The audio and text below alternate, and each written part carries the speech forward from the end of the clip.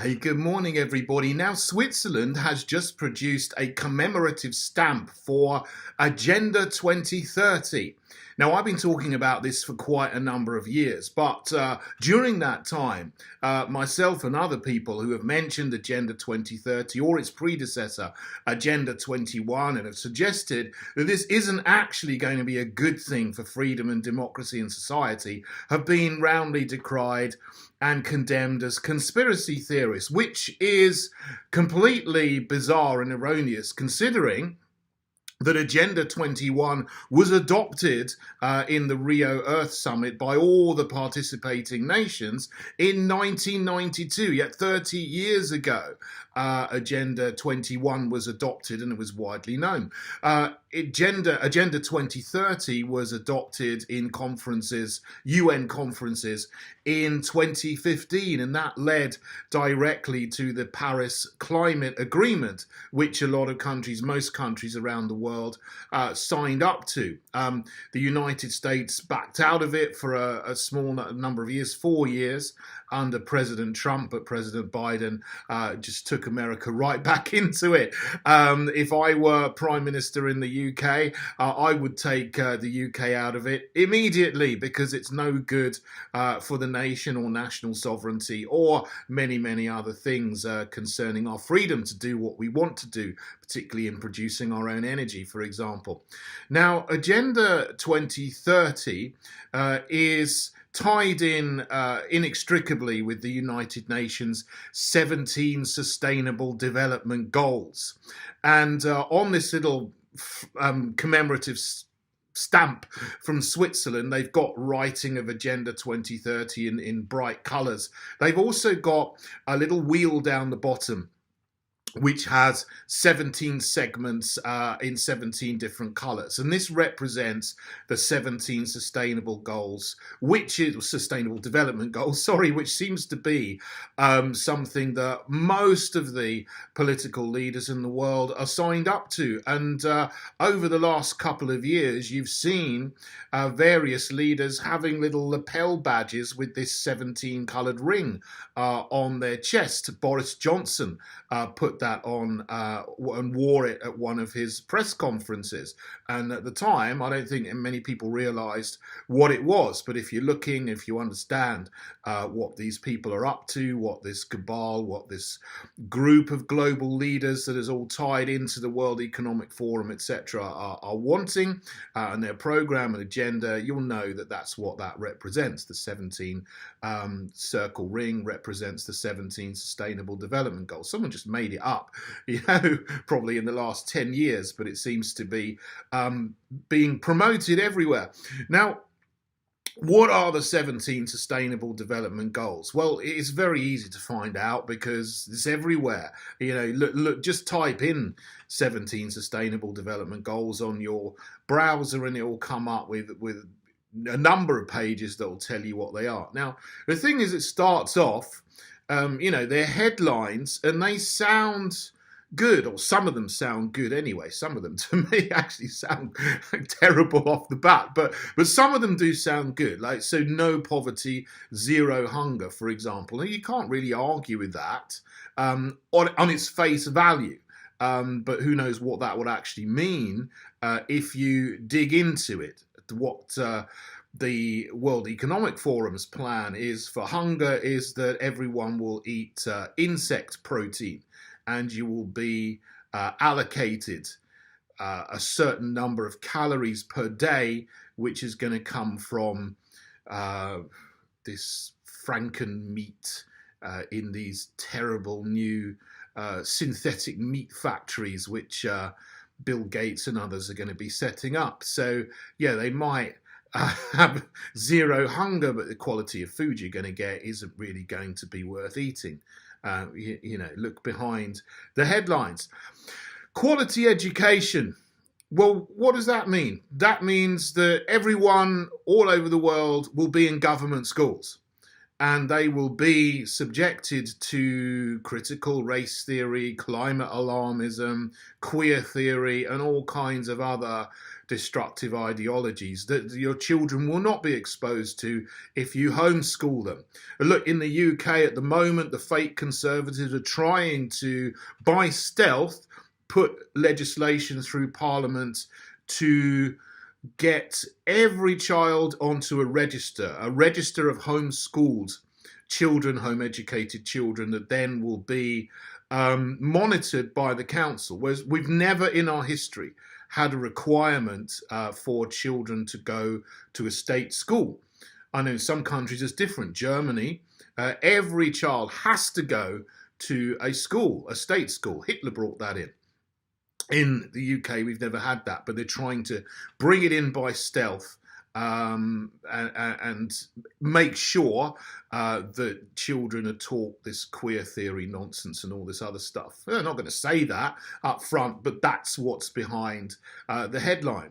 Gender equality is one of the next ones. Again, this again is rolling out this gender theory. It's not about equal opportunities for men and women. That's fine. But it's about destroying the traditional family and then introducing 100 different genders and then saying they're all equal, and basically then there's no difference actually in the end of it between men and women and two-spirit and androgynes and demigirls and non-binaries and whatever other nonsense they come up with. I don't even know it all these new pronouns and stuff that they teach in kids, which are just made up in the last 10 years and have got no basis in reality, but that's what they want people to be indoctrinated into, this absolute nonsense of gender theory. So this is definitely in the behind the headlines in the Sustainable Development Goals. Okay, affordable, clean energy. Well,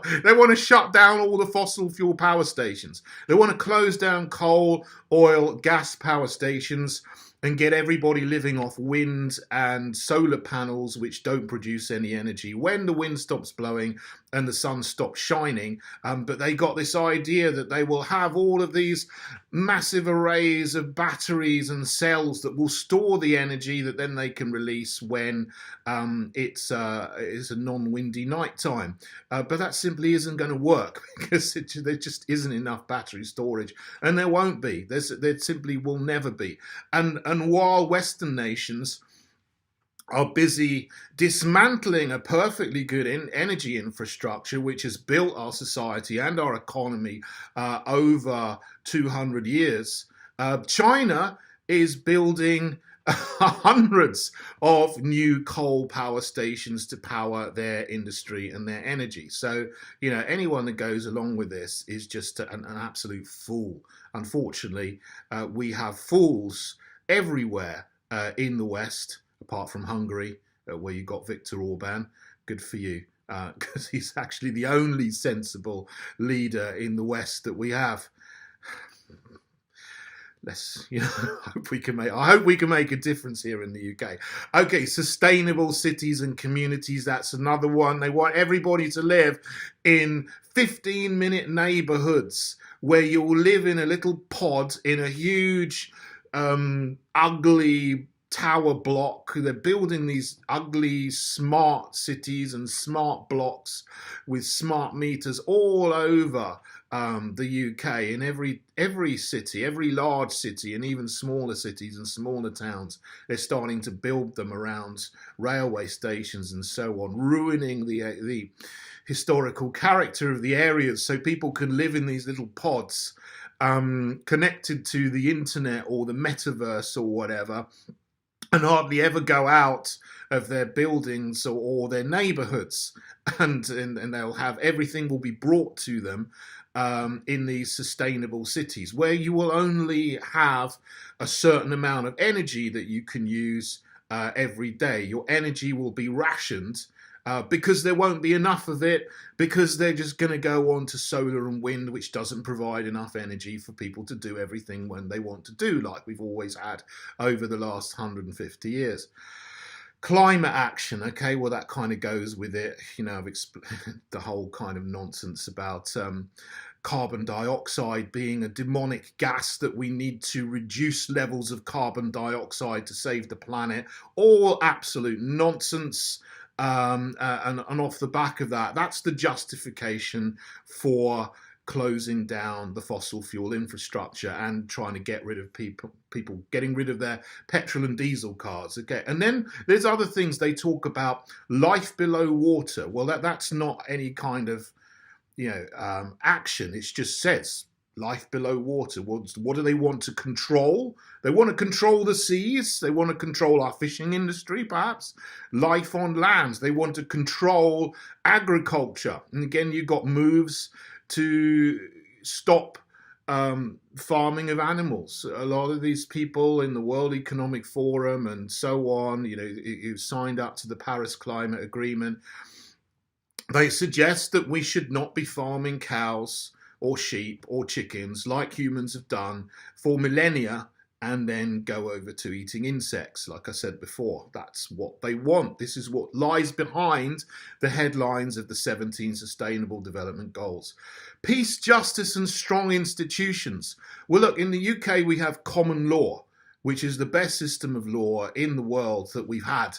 And it works very well if people are implementing common law and nothing else, and not trying to continually take areas of law out of common law and put them in statute law, and give government tyrannical powers or potentially tyrannical powers. And we've seen that over the last 2 years with lockdowns and many of the rules that they implemented, which they didn't keep themselves, of course, because they're partying away in Downing Street.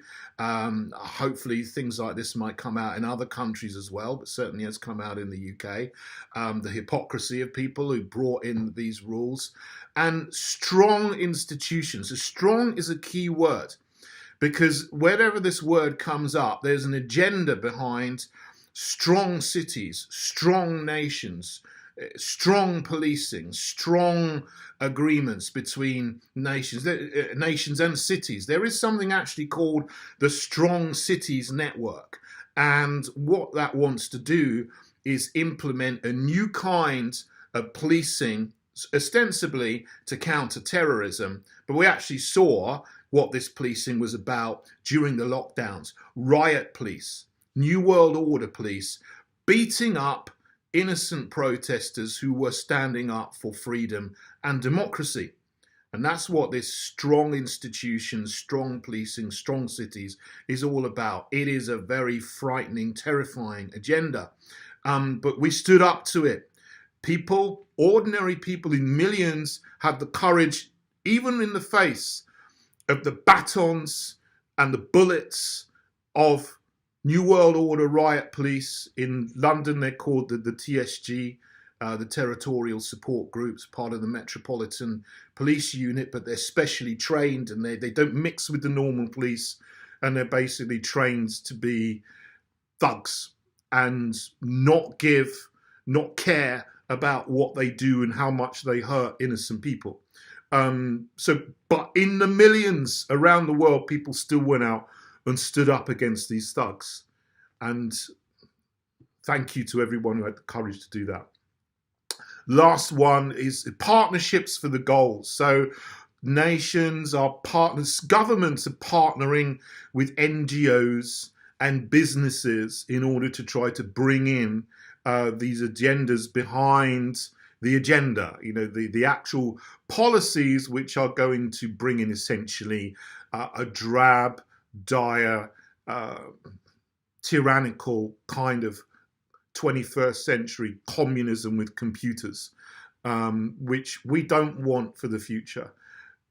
So the fact that they're openly celebrating this now in Switzerland, on the Swiss stamps don't say Switzerland, they say Helvetica, which is the Swiss word for Switzerland, I guess, their own special language, Romansh, which only used in a part of Switzerland. I believe it's used actually in the part of Switzerland, Graubünden, where Davos is located. So that's quite interesting. So the country where Davos is, where Geneva is, and of course Geneva is the headquarters of the UN. UN's got split headquarters. It's got a building in Geneva. It's got the World Bank, the World Health Organization, all got headquarters in Geneva. in Switzerland. So it's very interesting that they are now openly celebrating Agenda 2030. So it's no longer something that is in the realm of like being condemned as a conspiracy theory. You shouldn't have been anyway, because it was all out there and the governments have had conferences about it for 30 years.